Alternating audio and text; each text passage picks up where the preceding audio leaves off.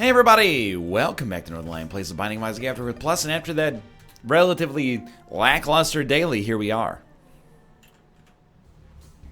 On a streak run, the main event. EQ 70, more like EP 40, don't at me. L3GF. 0.86 speed. Acceptable but not good. Rate of fire, DPS are great. HP's a little spotty. And, you know, we did have, we talked about it. Thank you, Daddy Longlegs. You know, I'm going to try something sneaky here. Get these boys around here. Step on them, Dad. I'm trying to get him to break the rock so we can get the Spirit Heart. I don't know if it actually works, though. If he didn't get him there, we wouldn't have gotten him. So I'm trying to remember.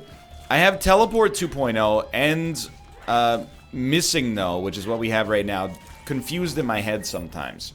Missing No, I believe, teleports us to a random special room. The danger is it can take us to an error room, just not on the final floor. Which was cool, because we could loop.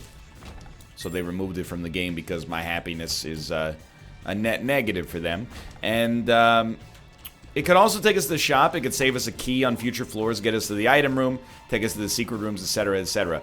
I don't really want to go overboard with it early. I also do not want to take any of these pills, because a bad trip pill could put us basically on a one-turn hit. That was such a good Daddy Longlegs hit. Thank you. Dude, we iced them. That was a great fight. Real HP upgrade. Let's take a pill. Love it. Let's take a pill. Perks. Totally fine. Now we can teleport a little bit. This is what we want, actually, is an error room. Now, you're gonna not enjoy what I'm about to do here, and that's your problem. We're going to black rune that. You know why? I don't want... I've realized there's a real formula to keeping a streak going as long as possible. You know what the formula is? Open as few question marks or pick up as few question marks as you can. You know, we picked up one on the first floor because you never know. And it ended up being Daddy Longlegs, who kind of needed a little bit of a boost. The odds are always in your favor when you pick up a question mark. You know, it's almost always going to be something that at the very worst is not useful. But then in a very, very rare set of circumstances, actually is deleterious, like Curse of the Tower was a run or two ago. But when your run's looking good, like ours is right now, taking question marks becomes a lot less incentivized, in my personal opinion. And that's an opinion that's informed by experience. But anyway, we've moved past a run that looks spotty, and we're now on a run that looks actually easy. Let's not get too cocky about it. I mean, we have no red hearts, technically. Bone hearts, usually for deal with the devil purposes, count as red hearts. Or, sorry, as spirit hearts. Today's January 2nd, as mentioned in the previous daily. I said some... If we're not getting a red heart, there's no reason to pick that up yet. I said some not so nice things about January 2nd earlier. I don't mean them. You know, January 2nd, it is for most people, because it's today's a Wednesday. It's the first work day back in the new year. I feel for you on that, you know. Don't think, by the way, I don't know, like, we'll definitely take the finger. And I think now we'll just start to teleport. I think there's some people for whom, you know, they see, like, teachers are a great example. And they see that they have 2 months off. I'm trying to think, yeah, the summer vacation's like, it's like 2.5 months. If you're like a high school or elementary school teacher. And then when the teachers go back to school, they kind of have a little bit of schadenfreude, right? They're like, yeah, welcome back to work. I don't feel like that, you know? I worked over the Christmas break, but I didn't work long hours, you know? I worked, I don't know. I basically worked like a week and a half of half to 2/3 days for the most part, especially since my parents have been here. So I feel for you, know? I like it when people are off, you know? When they're simply having a wonderful Christmas time. But I especially like that December 26th to January 1st corridor where I don't have to hear Paul McCartney simply having a wonderful Christmas time anymore.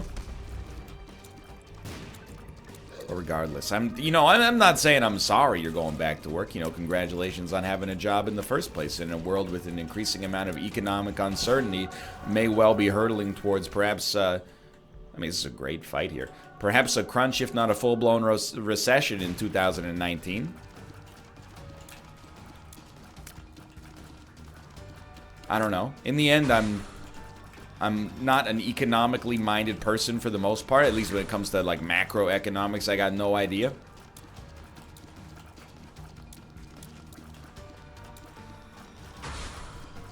What I do know is, you know, we talked to our financial advisor at the end of 2018, and he said, you know, if you invest with us at 1 year, here's your guaranteed return.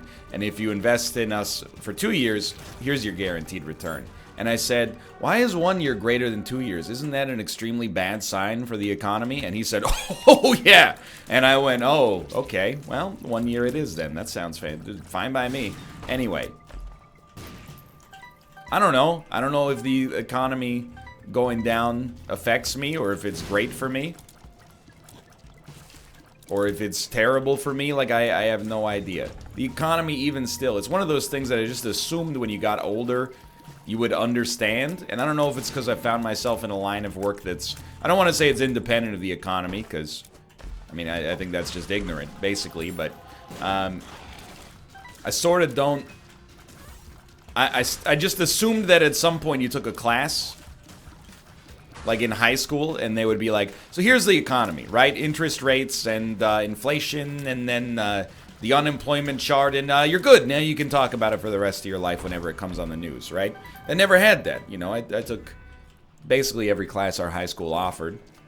I took a micro and macroeconomics class in university. Actually, I took also a couple of business classes, and we did I think this is something that most people probably do in high school or middle school, but we did the thing where, you know, you get 25,000 fake dollars to invest in the stock market. I can't remember if I've told this story. I've told it in real life all the time because it's like an anomaly. But and then, you know, your performance is graded a little bit, like it's influenced by how you ended up doing on the market. And by the way, if you look at that and you say that's unfair, that your mark, you know, is a little bit based on luck, welcome to the real world. This is probably the greatest lesson you can learn, is that hard work can get you real far. There is also an element of luck. Without a doubt. The faster you realize that, I think the better it is for your happiness overall. But either way, this was in the first half. Actually, now that I think of it, I don't know. Maybe it was the second half of the semester. So it's either the end of 2007 or the start of 2008. So everybody was like, you know what the hot stock was at the time? BlackBerry. Research in motion. They make every business person on earth has a BlackBerry. It's a phone with a keyboard. Now you can have your phone and eat it too. You know? Anyway, long story short, it was basically right at the tipping point of the 2008 recession. And I remember it's a class of like 80 people. One person had invested and had a net positive, and it was a person who didn't show up to class. I think they bought like a stock on their first day, and then like after that they were just out. Everybody else was like down 10 to 40%. Yo, Eden's Blessing, so good. Anyway, I'm just saying, I thought from the way that adults talked about the economy when I was a kid, I just thought at some point you kind of got like a natural inclination for what the economy actually is. And then I got older, I realized that everybody's just faking it. Everybody's like, oh, that's bad. I mean, it is. It depends where you work, I'm sure. If you work in like an import-export, or you produce a commodity that... I mean, again, now I'm already in over my intellectual weight class. But if you produce a commodity that is affected by, you know, a weak Canadian dollar or something like that, I'm sure you watch that news with bated breath. But I don't know where I'm at, man. I'm lucky that doing my job costs me basically zero money. The margins are pretty tight. Anyway, it's January 2nd. It's a big day for hockey, by the way. I know you're probably like, when is the hockey arc over? Could be, I mean, it won't be as soon as today, but it could be pretty soon. You know, Canada lost to Russia, and their goal song, I was in the attendance, is haunting my dreams. It was 2-1. And the Canadian captain got a penalty for diving, which, you know, is a cardinal sin. For a Canadian player to flop around on the ice is like legitimately like a regional controversy. Where the rest of the country is like, I'm just not sure he's ready. Nice hair though. So they play Finland today in the quarterfinals. The winning team moves on to the semis. The losing team plays for like, you know, to figure out whether they're going to be in 5th place or 8th. Well, yeah, I guess they could be in 8th place, but still. So that's a big game. I'm not going to it. I'm letting my parents go to that one. I told my mom, I was like, hey, just so you know, like, this Finnish team is really good. So don't go to the game thinking you're going to watch Canada destroy the hopes of some Northern European teenagers. Because, like, Caden and I watched the Finland v. Canada pre-tournament game, and they beat the stuffing out of us. So, you know, the hockey arc could be over pretty soon. Me and my parents are going to go see, you know, Sweden versus the Czech Republic gold medal match. And then, you know what? It would be a privilege to do so, to see some of the best hockey players in the world play, well, for their age group, play. But anyway, best of luck to you no matter where you're from, including if you're from Finland. You know, it'd be a crazy story for y'all, I'm sure. Beat a favored Canadian team on home ice. Can't deny it. Here's the thing, you know, in sports, you're always the good guys until you embrace the role of the villain as well, if that makes sense. What do I mean by that? I'm like, we can't lose. We're Canada and the games are in Canada. All these people came from across the country to be here. There's no way the boys are going to lose tonight and send all these people home, you know, with regrets. But then, whenever the World Juniors or any hockey tournament is not in Canada, I'm like, I love being the Empire. When Team Canada comes out in their all black jerseys, and you know, all I hear in my head is dun dun dun dun dun dun dun dun. That's Enter Sandman sung very poorly, and I'm like, dude, I can't wait to crush the stands' dreams. I can't wait for an early goal, quiet the stadium. You know, but now that it's potentially happening to me, I'm like, God, this is unacceptable. Now, this run, by the way, is unbelievably set. We're golden. We got the whole world in a card. We got the whole wide world in a card. Bro, come on. Like, this is just getting a little silly at this point. I'm gonna keep, I'm gonna roll with, missing no. Why not, dude? We've gotten some free stats and items out of it. It's getting a little ridiculous here. I will say, you know, we could still use damage. DPS is fine. Okay. DPS is fine, but we could still use a little bit of damage. But I think that we're well on our way towards 24 wins in a row. Ain't nothing wrong with that.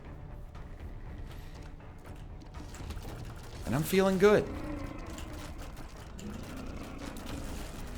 Did I just shoot? I was just gonna say, and I thought that I was gonna sound crazy for saying it. I shot a nail out of my face. Now the thing is, I didn't shoot a nail out of my face. It's my buddy in a box. But there's a nail involved in the situation here. Let's go fight the boss first. Totally forgot I have Holy Mantle, by the way. Holy Mantle combined with Stopwatch is like, please nobody tell the developers that it works like this, because it's too good. Or maybe this is the way that all synergies in the game should work, but you know, synergies to some extent that are this powerful usually tend to be nerfed.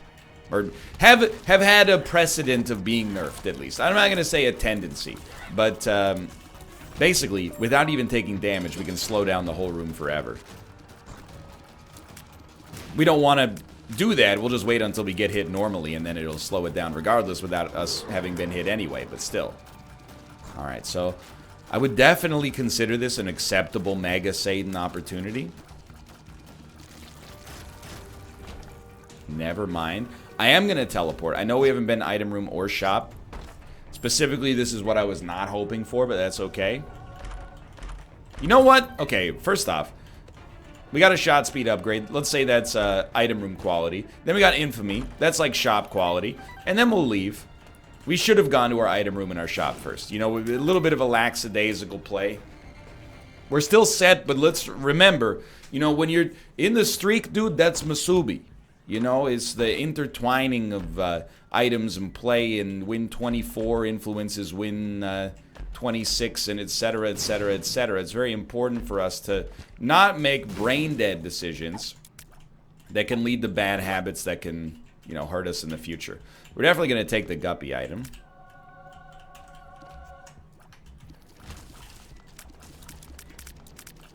Forgot where I was going with this.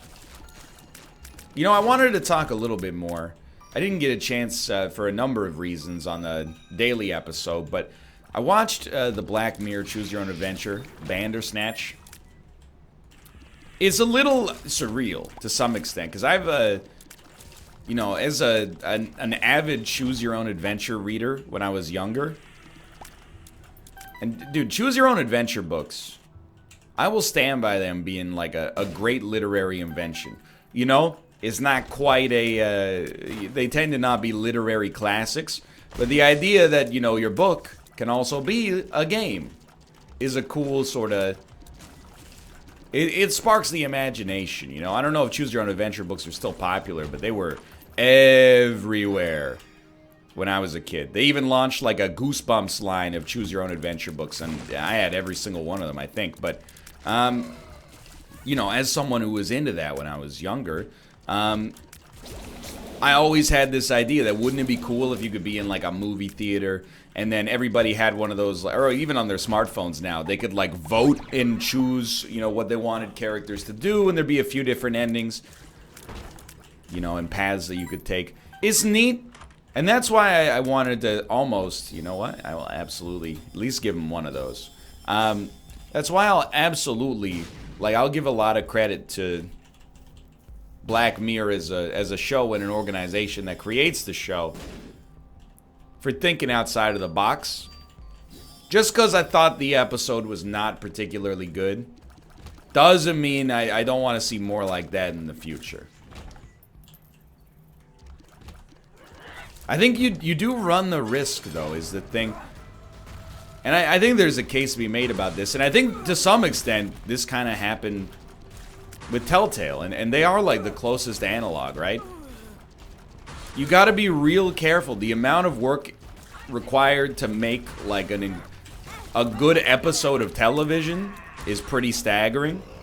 And then to make an episode of something that's pretty much like equally good no matter how you look at it. Like no matter what decisions you make.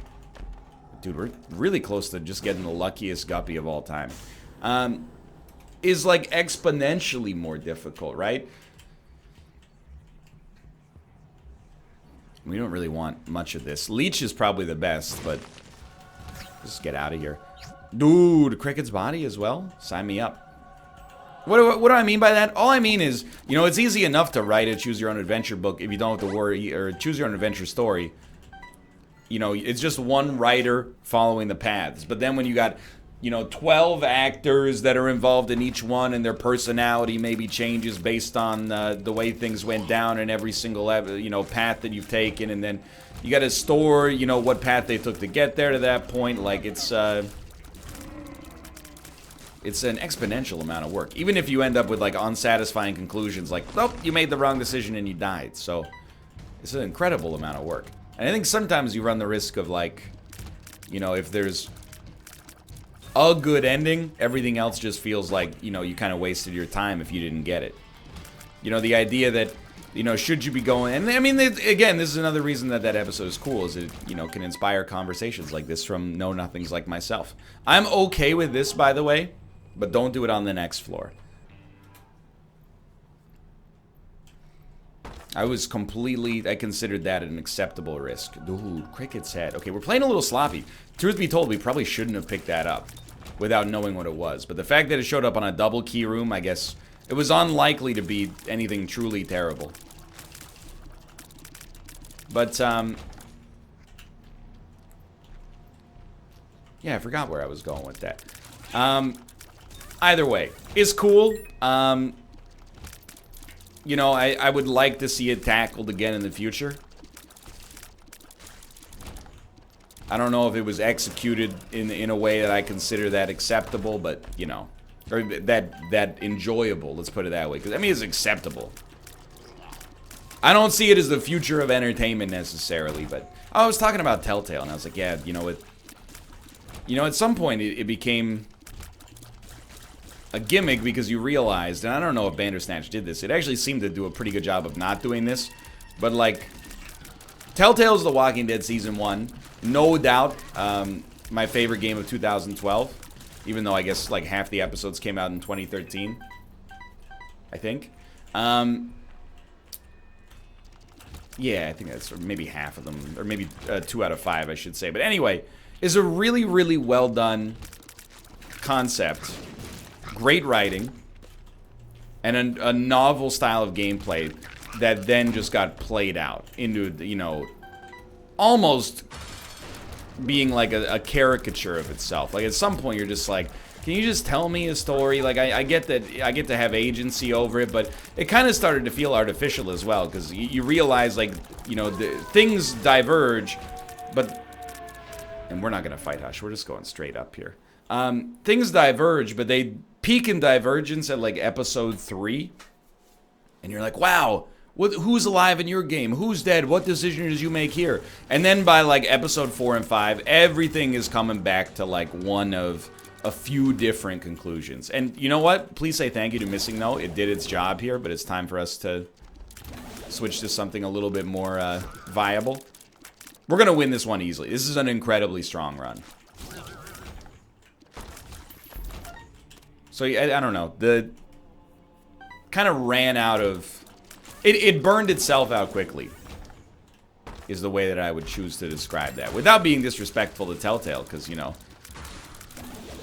The fact that the studio is now, like, non-existent is a very sad gaming story, considering that it was, like, basically only 5 years ago.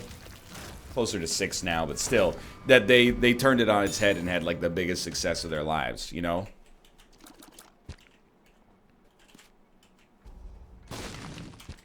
And by all accounts, most of those games were good. You just kind of, at some point, you're like, there's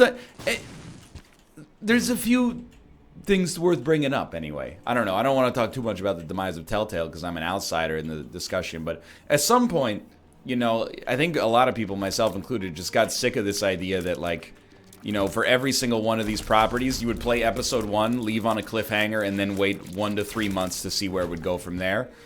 You know, you can't follow too many stories like that at any given time. I think, at least. So I remember it got to the point where, like, you know, they had, like, 5 games on the go. And I'm like, dude, if the choice is, like, interface with these or not interface with these, I'm not going to interface with them. I can't follow Batman, Borderlands, Minecraft, you know, The Walking Dead, all at the same time. It's just a little too much. But I'm talking from a layperson's perspective. No doubt about it. I'm spinning my wheels, commentarily speaking. I meant to talk more about Bandersnatch. Anyway.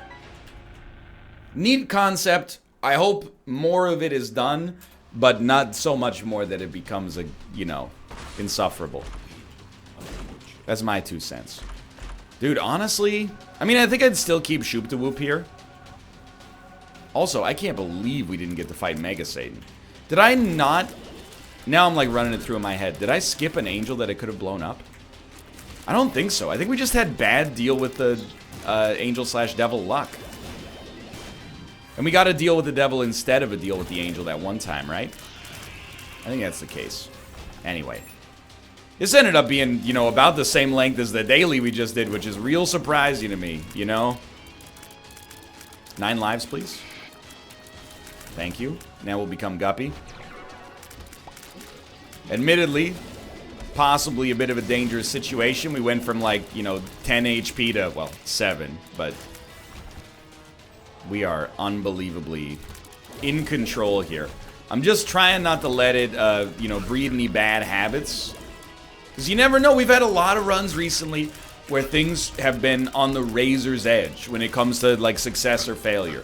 I appreciate having a run that, you know, at the end of the day pretty much comes down to being a gimme. But simultaneously, I'm also acknowledging the fact that no run at this point exists in a vacuum. You know, every run is informed by the run that comes before it and informs the run that comes after it. So we want to, you know, finish strong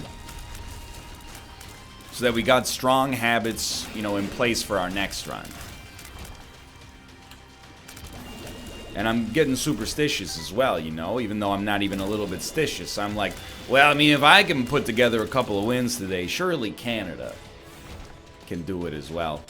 I'm actually very well insulated against sports disappointment. A, from being a Canucks fan, but also B, as I think I mentioned in videos before, but it doesn't get much worse than watching your team give Team Germany one of its, you know, best moments in international ice hockey ever when you're heavily favorited. Anyway, live as well, with the dude behind going, "Come on, Germany!" Just to be a jerk to the Canadian dude sitting next to. Anyway, this is not an anti-German sentiment. I was happy for their team, and I was rooting for them in the gold medal match. I'm just saying it did come at our expense. Anyway, thanks for watching. Hope you've enjoyed the episode. If you do, click the like button. Helps out a great deal. Of course, subscribe if you want to see more in the future. For now, thanks for watching. I'll see you next time. See ya! Follow me on Twitch, twitch.tv/Northernlion. See you later. See ya.